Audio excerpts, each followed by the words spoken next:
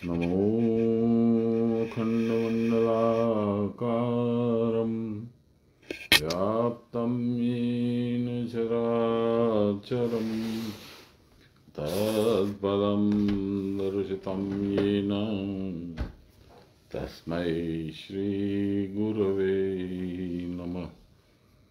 गुरुर्ब्रह्मा गुरुर्विष्णु गुरुर्देवो महेश्वर गुरुर्साक्षात् परब्रह्म तस्मै श्रीगुरवे नमः। ध्यानमूलं गुरोर्मूर्ति पूजामूलं गुरोर्पदं मन्त्रमूलं गुरोर्वाक्यं मोक्षमूलं गुरोर्कृपाम्।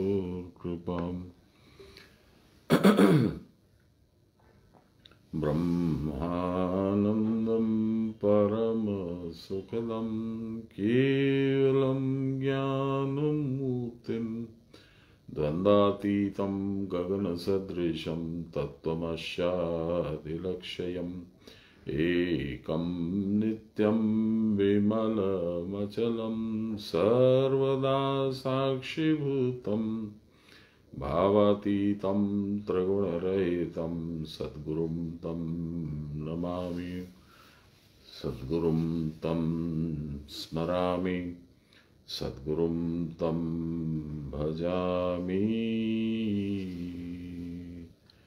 ब्रह्मार्पणं ब्रह्म हविर्ब्रह्माग्नो ब्रह्मणाहुतं ब्रह्मैव तेन गन्तव्यं ब्रह्म कर्म समाधिनां। नमो ब्रह्म विद्यायां योगशास्त्रे नमः। श्री गुरुचरणकमलेभ्यो नमः। श्री कृष्णाय नमः। मूकं करोति वाचालं पंगुं लंघयते गिरिं यत्कृपातमहं वन्दे परमानन्दमाधवम्। बोलिए प्रेम से गुरु महाराज की जय। आज 20 नंबर श्लोक पुरुषोत्तम योग 15वां अध्याय करने से ये अध्याय पूर्ण हो जाएगा। आज गीता जयंती भी है और विशेष दिवस है। पूरा देश इनको अलग अलग रूपों में, अलग अलग तरीकों से, अलग अलग प्रक्रियाओं से मना रहा है। ये उत्सव तो है, उत्सव का कारण भी है और इसको मनाना भी चाहिए, इसमें कोई दो राय नहीं है।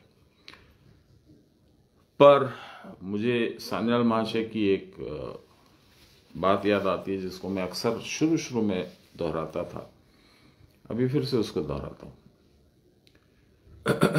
उन्होंने लिखा है, गीता की भूमिका में ही लिखा है, शुरू में ही प्रथम खंड में लिखा है कि मंत्रार्थम मंत्र चैतन्यम योनि मुद्राम न वेत्तीय शतकोटि जपेन येन तस्य सिद्धिर्न लभ्यते।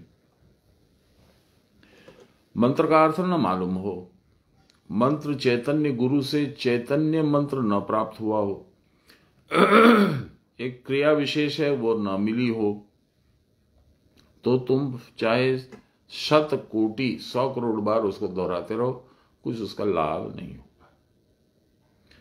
अब विडंबना यह है कि उसको दोहराने से उम्मीद की जा रही है कि भगवान कृपा करेंगे, पर प्रयास शैथिल्य में भगवान भी कृपा नहीं करते हैं। भगवान कहते हैं मैं कृपा करूंगा, उसके लिए तुमको क्या करना होगा तुम खुद सोचो। कृपा शब्द जो है उसी में अंतर्निहित है उसका अर्थ, कृपा करो और पाओ। हम लोग नहीं करते, कोई बात नहीं, भगवान आपसे मुख तो नहीं मोड़ेंगे, पर थोड़ा सा उनको भी कष्ट होगा। हालांकि भगवान कष्ट और दुख और सुख और इन सब से परे हैं। पर जैसे बच्चा है, बच्चा नहीं मानता माँ बाप की बात तो कोई माँ बाप बुरा मान जाते हैं, पीटने पुटने लगते हैं, पनिशमेंट देते हैं, दंड देते हैं। भगवान वैसे माता नहीं है, माता भी नहीं है, पिता भी नहीं है। वो कहते ठीक है, तेरी जैसी मर्जी है वैसी कर ले, कोई असुविधा नहीं।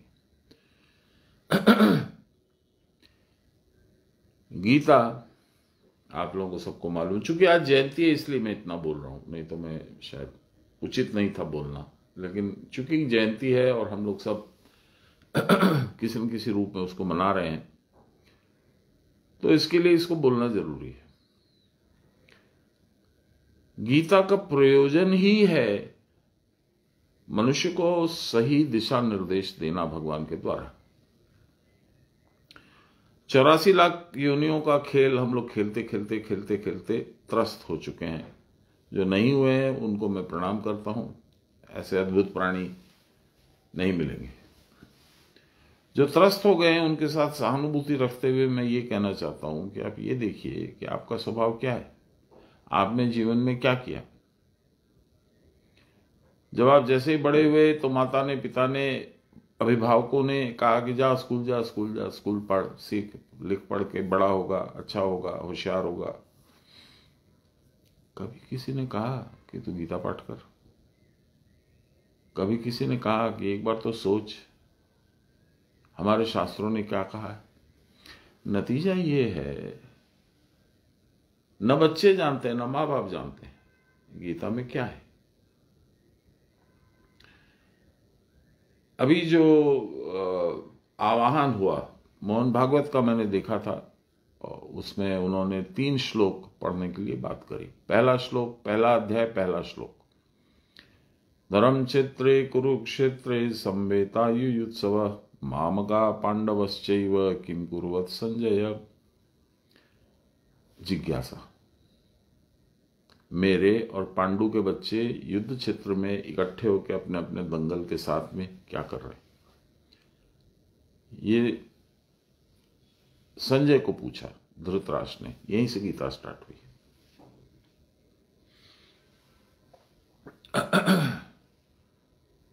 फिर भगवान की एक बहुत जबरदस्त, भगवान का बहुत जबरदस्त आश्वासन हम लोग को मिलता है गीता के बीच में।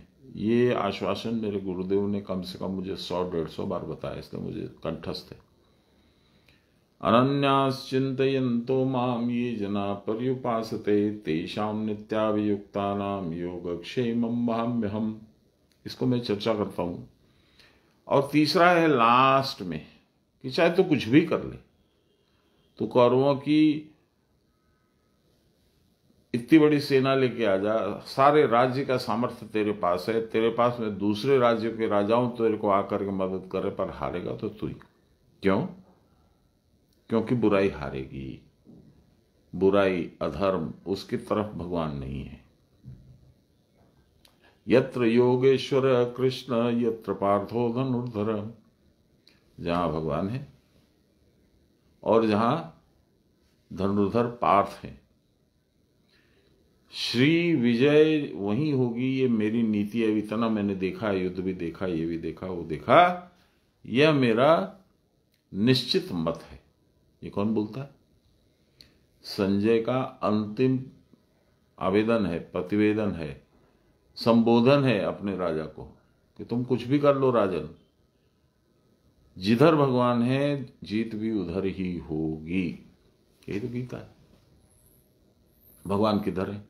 अब इससे बहुत सारे अनुषांगिक प्रश्न निकलते हैं, बहुत सारे इसमें वाद विवाद सब निकलते हैं।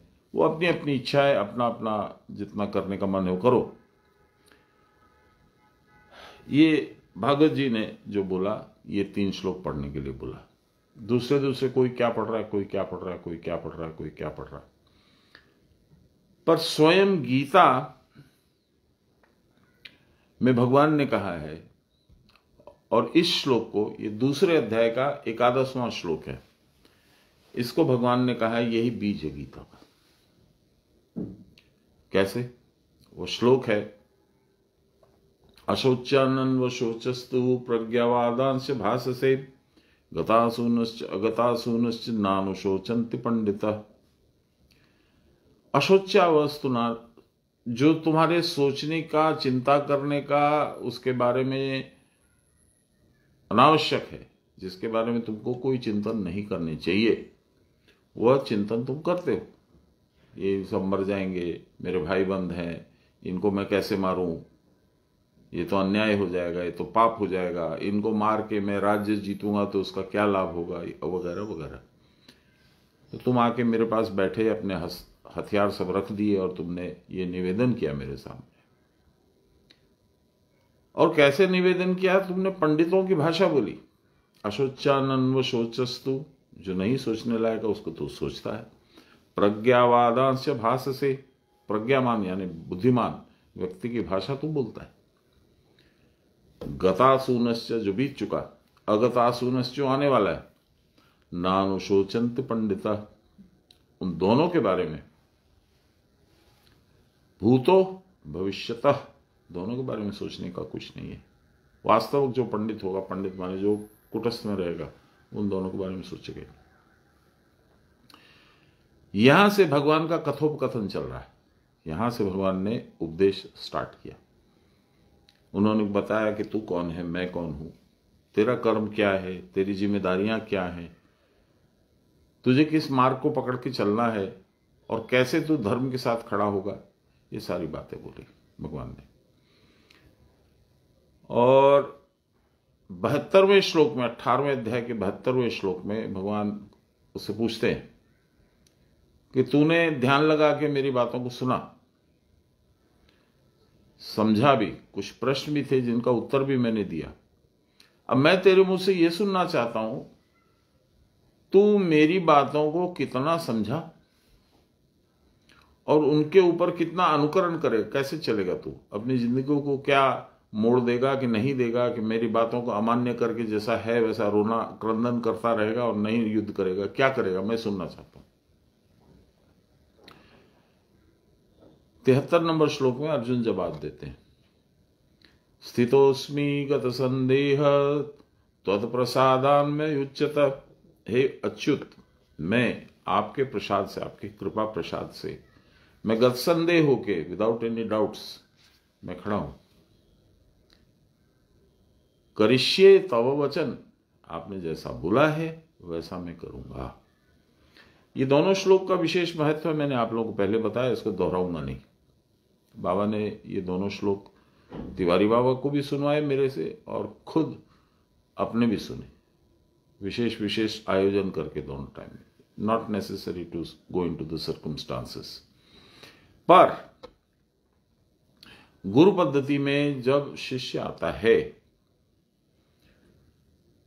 वो अनभिज्ञ होता है, नहीं जानता ज्यादा कुछ। मैं तो कुछ नहीं जानता था, मैं तो बल्कि विपरीत भाव रखता था। गुरु ने अपना बहुत बहुमूल्य समय उसके साथ बिताया, उसको बहुत तरीके से समझाया, तो नेचुरली वो जानना चाहेंगे कि भाई मैंने तो तुमको बहुत कुछ बोला है, क्या समझे बताओ। तो गीता में बहुत सारे इस तरह की भी बातें हैं। अर्जुन के प्रश्न तो है ही है। तो अब सारी गीता 700 श्लोक तो कोई पढ़ नहीं सकता एक दिन में।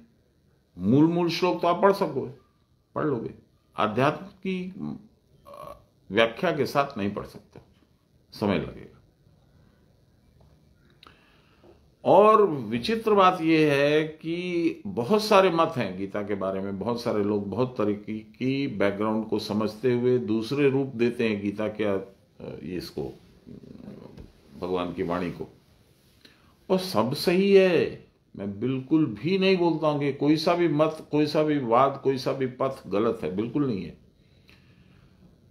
क्योंकि हीरे के ऊपर में जैसी कटिंग होती है वैसे उसके फेसेस हो जाते हैं, 52 फेसेस होते हैं। इस हीरे में तो 52 फेसेस हैं, तो 52 तो अर्थ निकल ही जाएंगे एक ही हीरे के। आप उसको देखिए, इस लाइट को रिफ्लेक्ट करने दीजिए, उसमें कहीं नीला, कहीं पीला, कहीं ब्लू, कहीं लाल, कहीं कुछ रंग दिखेगा आपको। कौन सा रंग गलत बोलिएगा।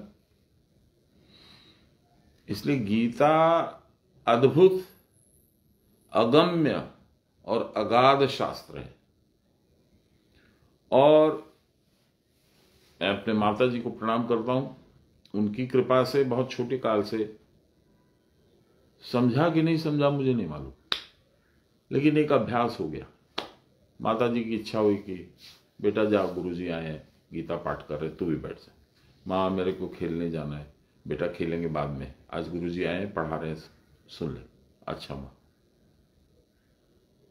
तो ये मेरे भी कुछ पुण्य कर्म थे कि माँ की बात मान गया, जिद नहीं किया और बैठ गया। तो वो बीज डला मेरी सृष्टि में, मेरे जीवन में।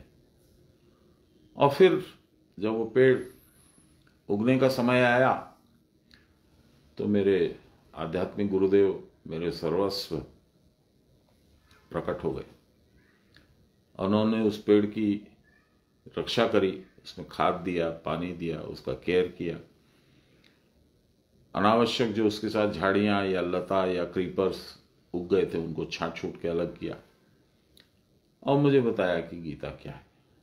और साथ साथ ये भी बोला, य इदं परमं गुह्यं मद्भक्तेष्व विधास्यति भक्तिमयी परमां कृत्वा मामे वैश्यति संशय। यह जो मेरी अनुपम और गुह्य वाणी है, गुह्य मीन्स डीप सीक्रेट, मद्भक्तेष्व विधास्यति, मेरे भक्तों को सुनाएगा और समझाएगा। जो कोई भी भक्तिमयी परमाम कृत्वा, मेरे प्रति उसमें परम भक्ति का उदय हो जाएगा। मामे वैश्यति संशय, और मेरे में ही वो लीन रहेगा, मेरे को ही पाएगा। इससे पावरफुल ग्रंथ मिलना मुश्किल है। भगवान की साक्षात वाणी है। बाकी सब ऋषियों ने लिखा है, किसी ने मुनि ने लिखा है, किसी ने और ने लिखा है। यही ऐसा ग्रंथ है इसमें भगवान की ही वाणी है। तो अब मैं बोलता रहूंगा तो बोल सकता हूं, बहुत लंबा बोल सकता हूं, लेकिन हम लोगों को आगे बढ़ना है। तो हम लोग आज की जो यात्रा है, हम लोग जहां आज हैं, अभी जहां खड़े हैं, वहां तक की यात्रा को थोड़ा सा देख ले। कहां से स्टार्ट किए थे, कहां खड़े हैं, क्यों खड़े हैं, क्या हुआ क्या नहीं हुआ, थोड़ा सा रिवीजन हो जाएगा। कभी कभी भगवान जो संकट भेजते हैं वो आपको परिपक्व करने के लिए भी भेजते हैं, आपको सही रास्ता दिखाने के लिए भी भेजते हैं। ये जो कोरोना काल आया उसमें ये डेली पाठ का आरंभ हुआ। हालांकि मैं इंडिविजुअली अकेला अपना साधन कंपर्ट कर लेने के बाद में 1 श्लोक 2 श्लोक पढ़ता था। ये अभ्यास गुरु महाराज ने बोला था, इसको छोड़ना नहीं। मैंने यथासंभव उसको पढ़ने का प्रयास किया। पर मेरे एक सीनियर गुरु भाई ने जो दूसरा राउंड जब चालू हुआ तो बोला था कि आपने क्यों गीता बंद किया, पढ़ना क्यों नहीं चालू। मैंने कहा हो तो गया। बोले नहीं, हो नहीं गया, हो सकता भी नहीं है। गीता एक ऐसा शास्त्र है जिसका रोज रोज अभ्यास करना आवश्यक है। प्लस ये आपको आपके गुरु से जोड़ता है। तो आप इसको एक सामान्य गतिविधि मत समझिए, एक नॉर्मल कार्यक्रम मत समझिए। इसको यूं समझिए कि जितनी देर आप बोलते हैं आपके गुरु महाराज का हाथ आपके सिर पर रहता है। क्योंकि मनुष्य के लिए गीता बोलना, समझाना और समझ भी लेना असंभव है। तो आप अपने गुरु से अपना कनेक्शन क्यों काट रहे हैं? मैंने कहा नहीं, बिल्कुल ठीक है। मैं क्षमा प्रार्थी हूँ। बाबा से पूछा, मैंने गुरु माँ से पूछा, बोले हाँ पढ़। तो अपने लोग चौथी बार पढ़ रहे हैं। कोरोना काल में 2020 में पूरा मार्च टू नेक्स्ट मार्च 1 साल, 2021 में वैसे ही अप्रैल टू 2022 का मार्च, और फिर ये तीसरा चल रहा है। अब मार्च आते आते तक खत्म होना चाहिए, क्योंकि 5 अध्याय बाकी है। ये है क्या? What is this Gita? पहले तो इसका नाम गीता क्यों है? युद्ध के बीच में संशय आ जाता है जब योद्धा को कि मैं सही मार्ग पे हूं कि नहीं, मैं जिस तरफ लक्ष्य कर रहा हूं, जो मेरा टारगेट है वो सही है कि नहीं, या मैं गलत लोगों को शिकार बना रहा हूं। तो उसका मार्गदर्शन कौन करेगा? आत्मा रूप में उसका गुरु। गीता वही। अब अलग अलग संशय होता है, अलग अलग चीजें हैं, बहुत सारी बातें हैं, उस सब का निरूपण भगवान करते चले गए। 700 श्लोकों में कुछ धृतराष्ट्र के बोले हुई बातें हैं, कुछ संजय की बोली हुई बातें हैं, कुछ अर्जुन के प्रश्न हैं। सारे 700 श्लोक भगवान के नहीं है, बट संख्या इंपॉर्टेंट नहीं है। What is important is to try to understand what is being talked about here. अभी जो पुरुषोत्तम योग हम लोगों ने पढ़ा, मां आ गई क्या? मां तो नहीं दिख रही है। पुरुषोत्तम योग हम लोगों ने जो पढ़ा, जिसका अंतिम श्लोक अभी बाकी, आज उसको पढ़ेंगे। क्या बताया उसने? साकार सगुण रूप की पराकाष्ठा है पुरुषोत्तम। समझिए इसको बढ़िया से। कोई कृष्ण भक्त है, उसको कृष्ण अच्छा लगता है। कोई राम भक्त है, उसको राम अच्छे लगते हैं। कोई शिव भक्त है, उसको शिव अच्छे लगते हैं। कोई दूसरे देवता को ध्याता है, कोई सूर्य देव को ध्याता है, कोई कुछ कोई कुछ कोई कुछ। इसलिए हम लोग फंस जाते हैं। हालांकि वो फंसना नहीं है, क्योंकि अल्टीमेटली उस देवता के माध्यम से आपको परब्रह्म परमेश्वर निर्गुण ब्रह्म के पास जाना ही है। एक जन्म में नहीं तो 3 में, 4 में, 5 में, 10 में जाना तो है। भगवान ने कहा भी है गीता में, जो अन्य देवताओं को भजते हैं वो मुझको ही भजते हैं अविधि पूर्वक।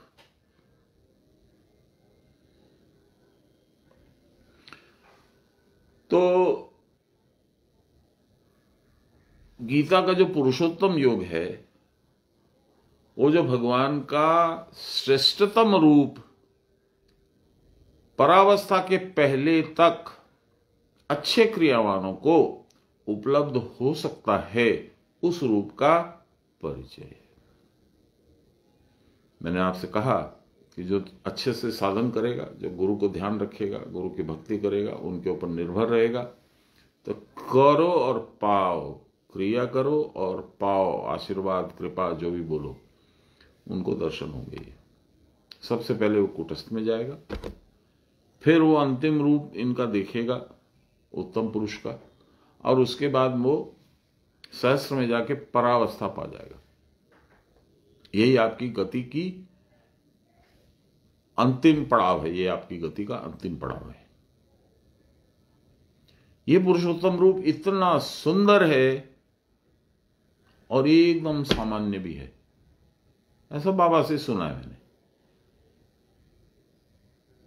आप भौचक के रह जाओगे। प्रयास करने से मिलता भी है, दिखता भी है, पर आपकी इच्छा से नहीं मिलेगा। बस आपको प्रयास करना है, वो अचानक एक दिन प्रकट हो जाएंगे। ये कैसे प्रकट होंगे? इसी में अनुवाद में भगवान ने, श्रीधर स्वामी ने एक श्लोक लिखा है, अभी पढ़ा, अब भी नजर गई मेरी जब खोला गीता में। आज क्या है वो सब देखने के लिए। क्या लिखा है? संसार शाखिनम छित्त्वा स्पष्टम पंचदशे विभु पुरुषोत्तम योगाख्ये परम पद्मुपादिशत। सॉरी,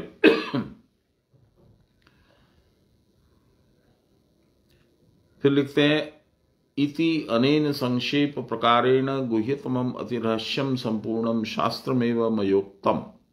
मैंने ये रहस्यमय शास्त्र, अति रहस्यमय शास्त्र संपूर्ण तुमको बताया अर्जुन। न तो पुनर्विशति श्लोकम अध्याय मात्रम, हे अनग व्यसन शून्य, कोई नशा नहीं है तेरे को। एतद मदुक्तम शास्त्रम बुद्ध्वा बुद्धिमान सम्यक ज्ञानी स्यात् कृत कृतश्च स्यात् यो अपि को अपि हे भारत त्वम कृत कृत्योऽसि इति किम वक्तव्यमिति भावः। अति रहस्यपूर्ण संपूर्ण शास्त्र मैंने कहा दिया, तुमको कह दिया। इसमें शास्त्र का सम्यक रहस्य मैंने बताया है। हे अनघ पापहीन पुण्यात्मा, अर्थात व्यसन शून्य, कोई नशा नहीं है, किसी तरह का लगाव नहीं है। मेरे कहे हुए इस शास्त्र को जानकर कोई भी आदमी सम्यक ज्ञानी और कृतकृत्य हो सकता है। अतः तुम भी कृतकृत हो सकते हो, इसमें तो कहना ही क्या है। विभु भगवान ने संसार रूपी वृक्ष को छेदन करके पुरुषोत्तम योग नामक पंचदश अध्याय में स्पष्ट रूप से परम पद का उपदेश दे दिया। देखिए, मैं मोहित हो रहा था 13वें अध्याय से, 14वें अध्याय से। 5वां अध्याय तो एकदम फ्लोर्ड हो गया हूं। I am completely floored. मैं आध्यात्मिक व्याख्या वाली गीता, आध्यात्मिक गीता 1996 से पढ़ रहा हूं। 1996, 27-28 साल हो गए। अब आप सोचिए जरा कि जितनी बार पढ़ता हूं अद्भुत नया रहस्य सामने आता है। इससे सुंदर कोई शास्त्र है ही नहीं, हो ही नहीं सकता। चलिए आध्यात्मिक व्याख्या पहले पढ़ते हैं। नहीं, पहले मैं श्लोक उसको कंप्लीट कर दूं। बता ही दिया, विभु भगवान ने संसार रूपी वृक्ष को छेदन करके पुरुषोत्तम योग नामक पंचदश अध्याय में स्पष्ट रूप से परम पद का उपदेश दिया। इसका मतलब क्या? पहला श्लोक क्या है याद करिए, ऊर्ध्व मूलम अधोशाखा। पढ़ते हैं हम लोग उसको, 1 मिनट लगेगा।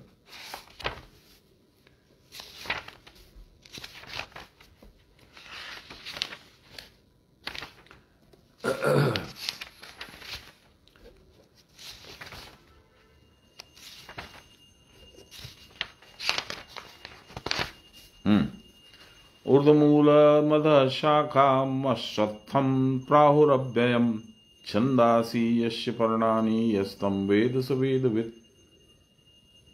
श्री भगवान बोले, ऊर्ध्व में, ऊपर में, तुम्हारे मस्तक के ऊपर बैठे हैं भगवान, है ना। ऊर्ध्व में जिसका मूल है, यहां से उसकी जड़, भगवान के चरणों में उसकी जड़ लगी है, वहीं से उत्पत्ति है। इसलिए शाखाएं जिसकी नीचे की ओर हैं, उस अव्यय, कभी खर्च न होने वाले अश्वत्थ रूप संसार, जो कल तक रहेगा भी नहीं, इतना अनित्य है। अ माने नहीं, श्व माने कल, स्था माने रहना। कहते हैं सारे वेद जिसके पर्णानी पत्ते हैं, उसको जो जानता है वही वेदवेत्ता होता है। ठीक, संसार को जो जानता है वो वेदवेत्ता हो गया। इतना जरूर जानता है वो कि ये निकला है भगवान के चरणों से, इसलिए मूल वहां है। अब यहां पे क्या कह रहे हैं देखिए, क्या सुना हम लोगों ने? वहां पे मूल यानी जड़ें लगी हुई हैं भगवान की, वहां से नीचे निकला है, नीचे की ओर प्रसारित और पुष्पित और पल्लवित हो रखा है। ठीक, अब यहां क्या बोल रहे हैं? संसार शाखिनाम छित्त्वा, ये जो शाखाएं हैं इनको छिद्द करके, छेड़ मतलब उसको नष्ट करके, उनमें होल निकाल करके, स्पष्टतम पंचदशे विभु, भगवान ने पंचदश में जो प्रभु हैं उन्होंने पुरुषोत्तम योगाख्ये परम पद मुपादिशत, जिन परम पद से शाखाएं निकली हैं, पेड़ निकला है, रूट्स निकली हैं, उसको बताया है। वो कौन है? वो पुरुषोत्तम है। समझ रहे हैं आप?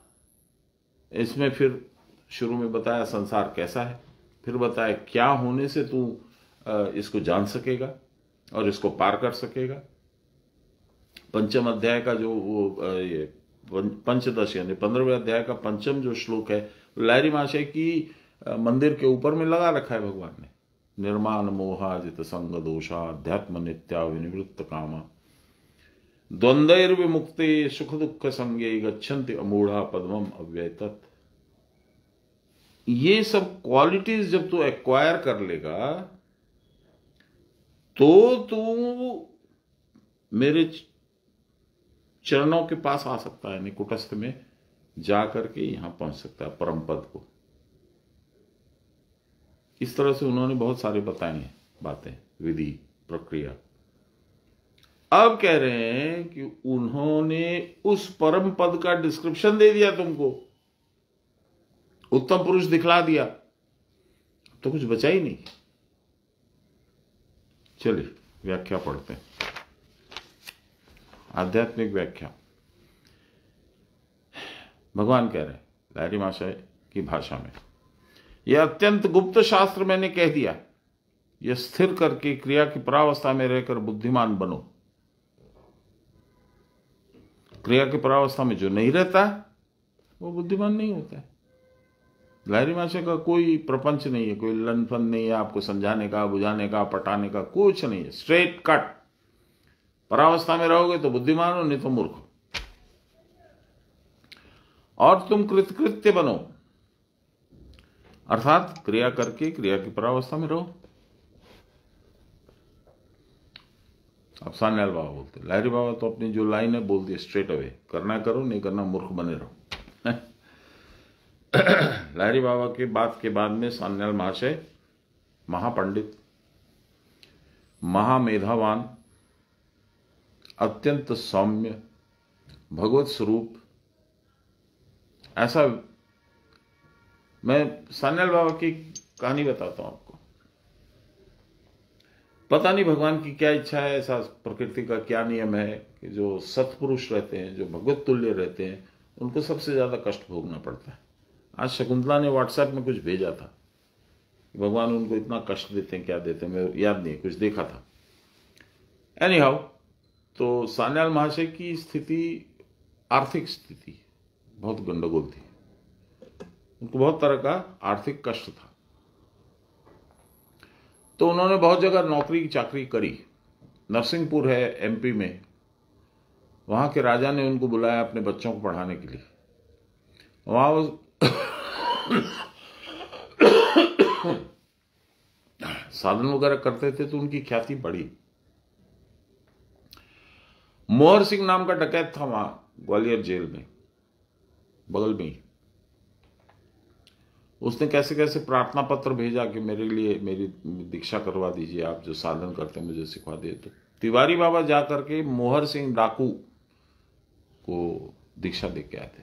ये धर्मयुग में पढ़ा था मैंने, और मेरे को लगता है आई मस्ट हैव बीन 15 और 16, यानी 60 साल की बात हो गई है। 60 नहीं भी तो भी 55 साल तो हो गए। उसमें लिखा था कि मोहर सिंह डाकू जो दुर्दान डाकू था, बंदूक छोड़ के और मुंह से बात ही नहीं करता था, बंदूक की गोलियों से ही बात करता था, वो अब आजकल जेल में 8 घंटा 10 घंटा पूजा पाठ करता है। बस फोटो था। बाद में पता चला कि तिवारी बाबा जी ने जाके उनको दीक्षा दान दिया था। तो वापस आते हैं सान्याल बाबा की बात पे। मां आई कि नहीं आई कोई बात नहीं, जो काम में व्यस्त होंगी। तो सान्याल बाबा की आर्थिक स्थिति बहुत गड़बड़ हो गई थी। तो सुल्तानपुर में रहते थे वो, नॉर्थ बिहार में, कटिहार और भागलपुर के बीच बाच में कहीं पे। तो किसी ने कहा कि महाराज आप तो इतना धार्मिक ज्ञान है, आपको वेदों का ज्ञान है, सब ज्ञान है, तो आप पुरोहित क्यों नहीं कर लेते हैं, माने आप पंडित जी बन जाइए, जजमान जो दे दे आप उसी में प्रसन्न हो जाएंगे, आपका खर्चा तो कम से कम मीट होगा। तो वो बोले ठीक है। तो सुल्तानपुर में उन्होंने पुरोहिती चालू करी। साल भर में ऐसा हुआ कि बाकी सारे पंडित अनएम्प्लॉयड हो गए। जो जजमान बोले वो यही बोले कि वो सान्याल महाशय को बुलाओ, वही मेरी पूजा कराएंगे, दूसरे किसी से नहीं कराऊंगा। एक दिन सान्याल बाबा अपना तैयार होकर किसी जजमान के यहां जाने के लिए निकले, तो सारे सुल्तानपुर के पंडित वहां खड़े। उन्होंने हाथ जोड़ के बोला कि महाराज क्या गलती हो गई हम लोगों से। तो क्यों, क्या हो गया, मैंने क्या कर दिया? बोले नहीं आपने तो कुछ नहीं किया, आप तो अपना काम कर रहे हैं, पर इतना सुंदर तरीका से आप अपना काम कर रहे हैं कि हम लोग बेकार हो गए। कोई हम लोग से पाठ पूजा करवाना नहीं चाहता है, तो या तो आप बोलिए तो हम लोग सब इस घर को यहां से छोड़ के चले जाएं, और नहीं तो आप चले जाइए। उसके बाद सान्याल महाशय ने पुरोहिती छोड़ दी। सुना है कभी ऐसा? इतने विद्वान, इतने धर्मात्मा, मैं जितना भी बोलूं उतना कम है, इसलिए मैं अब नहीं बोलूंगा। सान्याल बाबा की भाषा सुनिए। यह अध्याय अत्यंत रहस्यमय है। कौन सा? 15वां जिसका हम लोग पाठ कर रहे हैं। आचार्य शंकर कहते हैं कि समस्त गीता शास्त्र का जो अर्थ है वो इस अध्याय में संक्षेप में प्रतिपादित किया गया, यहीं पे मिल जाएगा।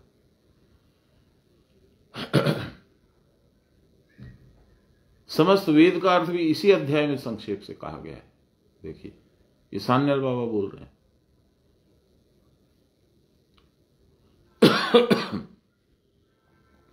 यस्तम वेद स वेदवित् वेदैश्च सर्वरहमेव वैद्य इत्यादि वाक्यों के द्वारा यही प्रतिपादित हो रहा है कि सब इसी वाक्य, इसी में अध्याय में ये वाक्य बोले गए हैं भगवान के द्वारा। सबके भीतर पुरुषोत्तम रहते हैं। मैं 3 दिन से 4 दिन से रिपीट कर रहा हूं कि 3 पुरुष बताए गए हैं। एक क्षर पुरुष यानी भूत आत्मा, यानी आप और हम, जिसका शरीर नष्ट होता है।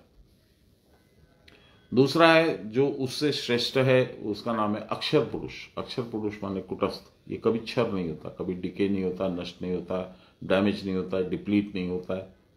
ये अक्षर पुरुष, कुटस्थ। और इन दोनों से उत्तम, श्रेष्ठ, बेटर पुरुषोत्तम।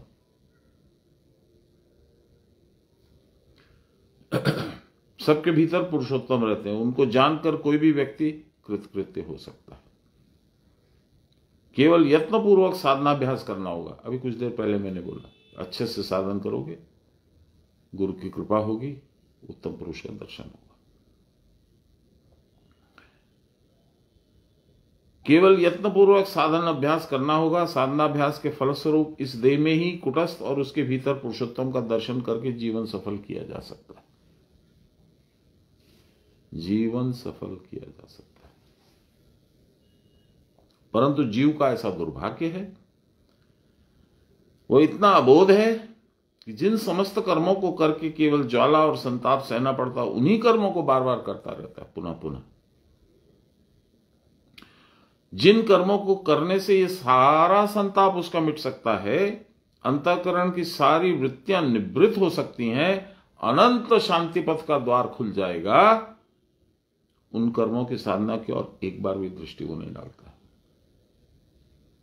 उस मार्ग से कोई नहीं जाता और रोग शोक दुख की ज्वाला में दग्ध होकर त्राही त्राही करता रहता है।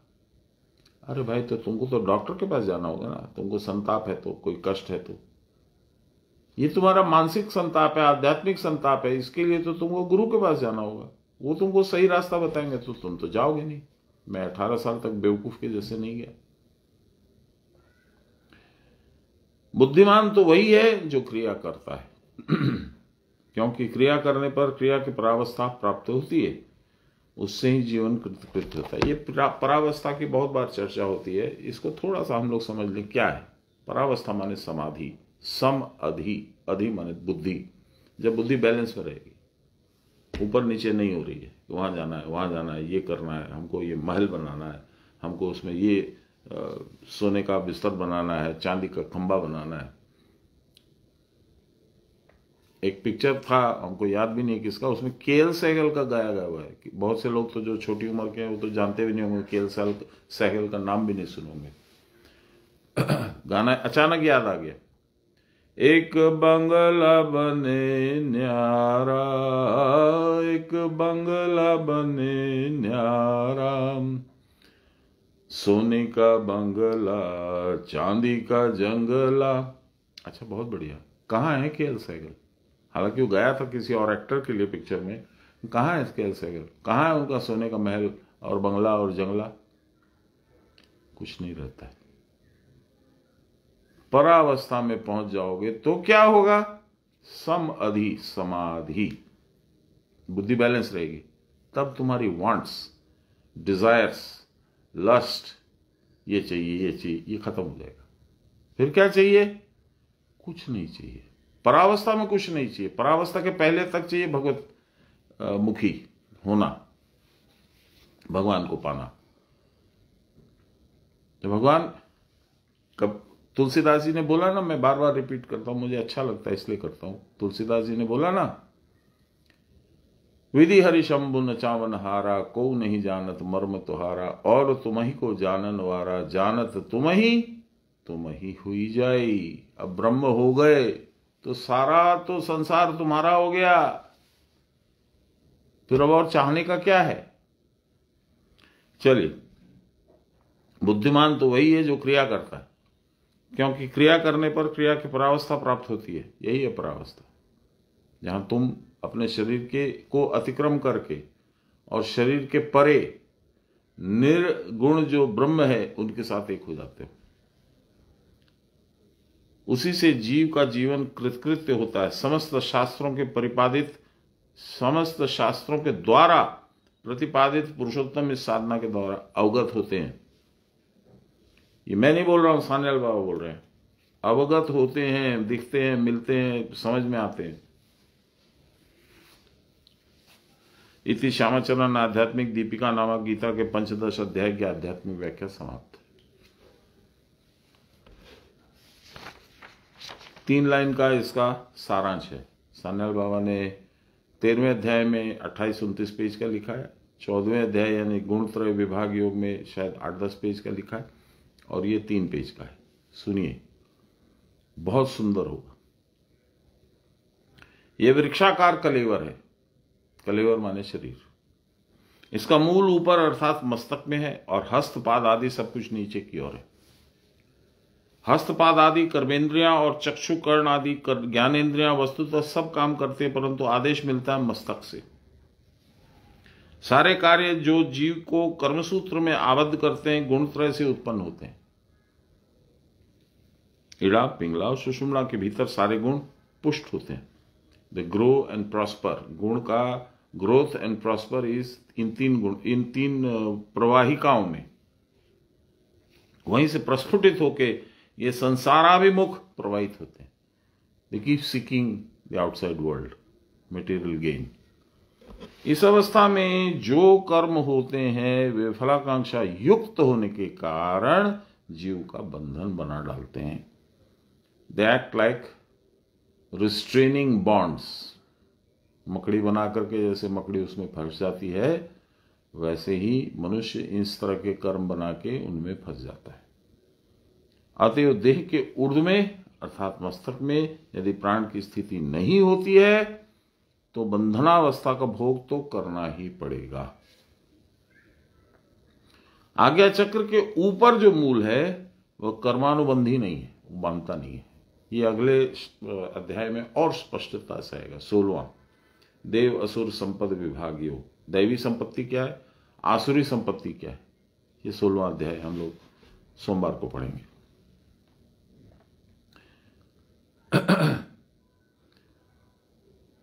आज्ञा चक्र के ऊपर जो मूल है वह कर्मानुबंधी नहीं है, कर्म के इसे बांधता नहीं है। मस्तक में यानी सहस्रार में प्राण की स्थिति होने पर ही गुणातीत अवस्था प्राप्त होती है। यह अश्वत्थ रूप कलेवर जो कल तक रहेगा या नहीं रहेगा, पुष्टि लाभ कर रहा है, अर्थात बारंबार जन्म मरण संकुल देहादि ग्रहण कर रहा है। इसका मूल है वासना। इस वासना का मूल छेद किए बिना बारंबार का जन्म ग्रहण छूटने वाला नहीं। मन लगाकर क्रिया करने पर क्रिया की परावस्था अर्थात इच्छा रहित अवस्था आप तो होती है। यही संसार वृक्ष का मूल छेदक अस्त्र है। कौन सा? परावस्था। क्रिया करके कुटस्थ ब्रह्म के अणु के भीतर प्रवेश करने पर ही क्रिया की परावस्था प्राप्त होती है।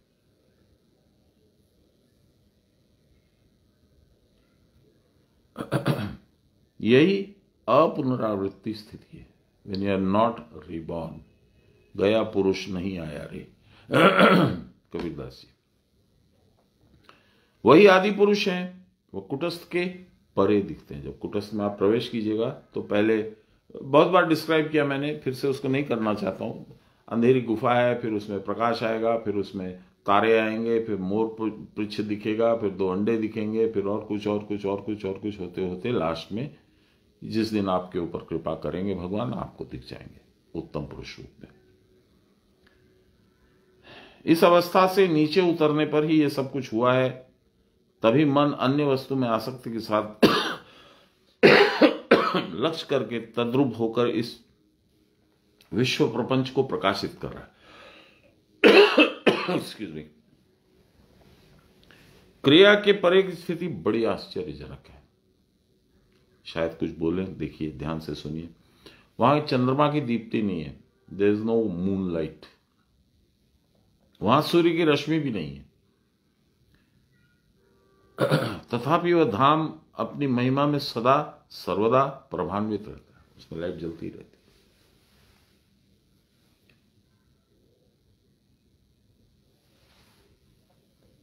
वही परमात्मा का परम धाम अर्थात क्रिया की परावस्था है। आठों प्रहर इस अवस्था में पड़े रहने पर ही क्रिया की परास्थिति रूपी अविनाशी पद प्राप्त होता है। मेरे साथ एक दुविधा है, पता है, बोलने की इच्छा करता हूं, अभी जो सदा अपने आप में प्रभान्वित है, ये इसको I can explain, Guru Maharaj ने दिखाया भी है, समझाया भी है, पर साथ में रिस्ट्रिक्शन भी है, नहीं बोलना। तो फिर जो जिसने एक्सपीरियंस नहीं किया वो समझेगा कैसे? That is not your duty. उसको प्रयास करने दो, प्रयास करके खुद ब खुद जब अपने अनुभव करेगा तब समझेगा। अब मैं दुविधा में हूं, बोलूं नहीं बोलूं, इसलिए मैं थोड़ा रुका, फिर मुझे लगा कि नहीं बोलना है, इसलिए मैं आगे बढ़ गया। मां प्रणाम देवेन।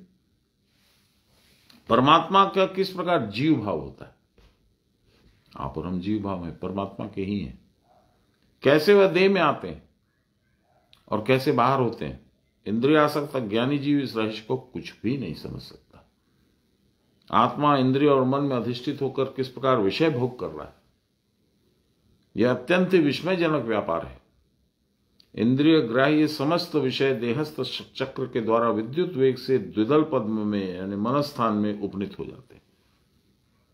विद्युत वेग है, षट चक्र से विद्युत वेग है, नर्व्स के द्वारा कनेक्टेड है आपका मन और ब्रेन और आज्ञा चक्र। And the brain is entirely chemical electricity, ये कोई भी डॉक्टर आपको बता देगा। When the neuron transmits or receives, it receives very, very faint electrochemical pulses. Anyway, उसमें नहीं जाते हम लोग। तो कहते हैं कि विषय देहस्थ षटचक्र के द्वारा विद्युत वेग से, लाइक इलेक्ट्रिसिटी, द्विदल पद्म में, यहां दो पंखुड़ी है कुटस्थ में, मनस्थान में उपनीत हो जाते, तुरंत पहुंच जाते हैं। तत्पश्चात तत्काल सहस्त्र दल में पहुंचते हैं। उसके बाद हमको विषय का अनुभव होता है। That is how we recognise and understand. ये अनुभव होते हैं, क्षण मात्र की भी देरी नहीं होती। क्रिया के द्वारा आज्ञा चक्र में स्थिति होने से जिसकी बुद्धि स्थिर हो जाती है वे ही सूक्ष्म अनुभव को पकड़ सकते हैं। जिनकी बुद्धि स्थिर नहीं है, अर्थात जो विमूढ़ हैं, वे इसकी कुछ भी धारणा नहीं कर सकते। They will not understand, they will not realise. इस स्थिर बुद्धि से ही सर्वज्ञता प्राप्त होती है। यह दिव्य दृष्टि उन्हीं को होती है जो ध्यान धारणा समाधि के द्वारा मन को निरोध कर सकते हैं। जो अकृतात्मा है, साधन कभी नहीं किया, अर्थात कुटस्थ ब्रह्म में अवरुद्ध नहीं है, वहां रह जा करके टिके हुए नहीं है, उनको उत्तम रूप स्थिति यानी दिव्य दृष्टि नहीं होती। बाहर सूर्य की किरणों से जैसे जागतिक वस्तु समूह प्रकाशित होता है, सारा संसार जैसे सूर्य की किरणों से सामने आता है, प्रकाशित होता है, उसी प्रकार कुटस्थ किरण से इस शरीर और इंद्रिय आदि को प्रकाशमय किए रहती है। यह तेज ब्रह्म का रूप है, यह आकाश से आता है। इस आकाश के ही भीतर परव्योम स्वरूप अणु है। आप वो आकाश की बात मत सोचिए, आपके अंदर जो आकाश है उसकी बात हो रही है। इस आकाश के ही भीतर परव्योम स्वरूप अणु है और उस अणु के भीतर शत शत ब्रह्माणु रहते हैं, तथा एक एक ब्रह्माणु के भीतर इतने ब्रह्मांड हैं, entire creation in each of those ब्रह्माणुज, in each of those atoms, कि उनकी कोई सीमा ही नहीं है। इस अणु के ज्ञान से ही ब्रह्म ज्ञान होता है। अब बताइए आप क्या समझ में आएगा? मैंने बाबा को कहा था, बाबा भगवान है और हम हैं, भगवान ने ही मुझको बनाया है, तो जो समझाना होगा वो समझा देंगे, तो गुरु की कहां आवश्यकता है? मैंने आदरपूर्वक निवेदन किया था, कोई उद्दंडता नहीं थी, एक वास्तविक सवाल था। उन्होंने उसी स्पिरिट में उसको लिया और बोला देखो गुरु का कोई काम नहीं है, सब तो भगवान ने तुमको दे के भेजा है, चाबी भी तुम्हारे पॉकेट में है, बस इतना ही है कि तुम भूल गए हो कौन सी पॉकेट में रखी है। तो गुरु आते हैं तुमको बताते इस पॉकेट में रखा हुआ है, इसको निकालो और इसको ऐसे घुमाओ, इसको इस तरह से घुमा के हैंडल को नीचे करो, दरवाजा खुल जाएगा। इतना ही काम है गुरु का, बाकी तो सब तुमको करना है। 15वें अध्याय के 12वें से 14वें श्लोक का संक्षिप्त विवरण। आत्मा प्राण रूप में सब वस्तुओं में है, इसी से हम सब वस्तुओं के अस्तित्व का अनुभव करते हैं। पेड़ पौधे, जीव, प्राणी, पशु, पक्षी, पतंग, प्रत्येक वस्तु में कितने गुण हैं, प्रत्येक लता, गुल्म, उद्भिद में कितने गुण हैं, इसको योगी लोग आत्म प्राण को मूर्धा में स्थिर करके पूर्णतः जान सकते हैं। परंतु इच्छा करके यह सब जानना अच्छा नहीं है, आप फंस जाओगे उसमें। इसलिए इससे आत्म साक्षात्कार में विघ्न होता है, वही फंस जाना। हृदय में निश्चेष रूप से स्थिति होने पर ही प्रकृति ज्ञान होता है। अपने आप तुम्हारी स्थिति वो हो जाएगी, अपने आप ज्ञान हो जाएगा। यदि सब जानना चाहते हो तो क्रिया की परावस्था में स्थिर होकर रहो। इससे जो कुछ जानने योग्य है सब जान पाओगे और तब जानने का भी अंत हो जाएगा।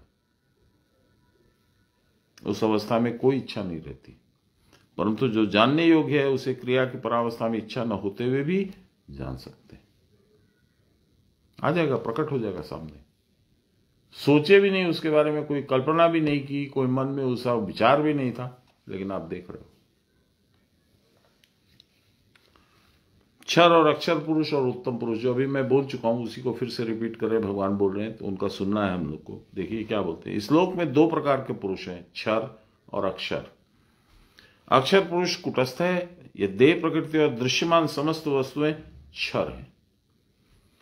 जो लोग आसक्ति पूर्वक इन देहादी दृश्य पदार्थों को देखते रहते हैं उनका नाश हो जाता है, उनको आत्मज्ञान या शांति लाभ कुछ भी नहीं होता। जो कुटस्थ में ये उपदिष्ट ना कुटस्थ में जो दृष्टि स्थापित कर 8 प्रहर बैठे रहते हैं, वही अक्षर पुरुष के साथ एक होकर अविनाशी पद को प्राप्त करते हैं। कुटस्थ को देखते देखते ही, फिर से पढ़ता हूं, थोड़ा दिमाग हट गया था इधर उधर। कुटस्थ को देखते देखते एक और पुरुष का साक्षात्कार होता है। अभी तो 2 बोला ना, क्षर और अक्षर। क्षर माने देह प्रकृति जिसकी है, सबके जिसका शरीर है और जिसका नाश है, वो क्षर। अक्षर वो कुटस्थ। एक और है तीसरा, वो क्या है? कुटस्थ को देखते देखते एक और पुरुष का साक्षात्कार होता है, उसको उत्तम पुरुष कहते हैं। उसको ही शास्त्र में परमात्मा कहते हैं। कुटस्थ को हम लोग आत्मा के रूप में जानते हैं। वही चमड़े का जामा पहनकर सर्वत्र विराजमान है। चमड़े का जामा मेरी देह में है, इसलिए मेरा चमड़े का जामा, जिसकी देह में है उसका चमड़े का जामा। वो अव्यय है, नॉट स्पेंडेबल, नॉट एक्सपेंडिचर, उसमें कुछ नहीं हो सकता, डैमेज, डिके, डिलीशन, कुछ नहीं। अविनाशी है, उसका नाश नहीं हो सकता। वह ईश्वर और कर्ता है तथा वही जीव रूप में सर्वत्र कार्य कर रहा है, किंतु ये सब अनित्य हैं। ब्रह्म रूप में वह कुछ भी नहीं करता। कुटस्थ का ज्ञान होने पर योगी लोग भली भांति जान लेते हैं कि वह विनाशशील नहीं है। कुटस्थ विनाशशील नहीं है, अर्थात क्षर के अतीत है, क्षर से परे है, सुपीरियर, जो उससे भी ऊपर है, कुटस्थ से भी जो ऊपर है वह पुरुषोत्तम है।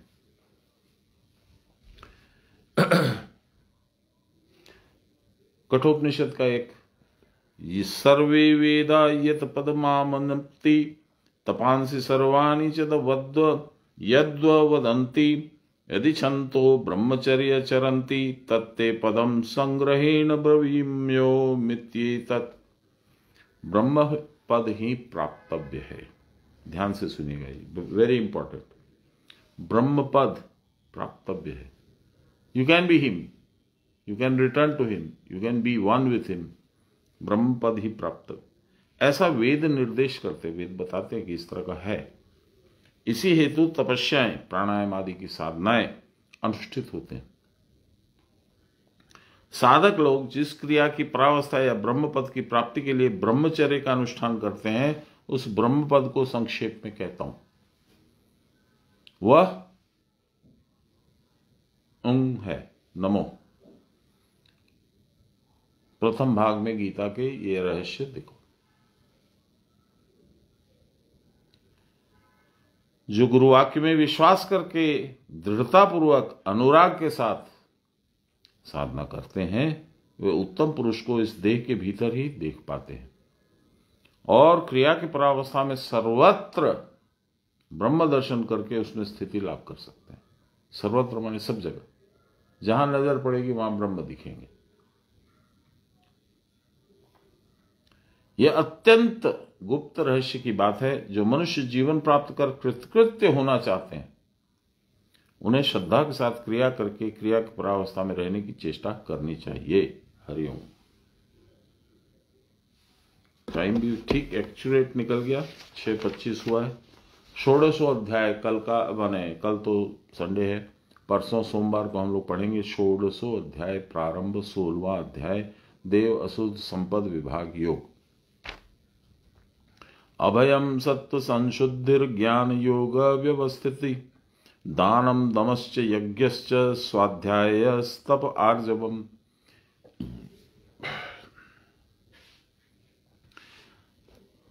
एक लाइन में देव संपत्ति का मतलब और असुर संपत्ति का मतलब।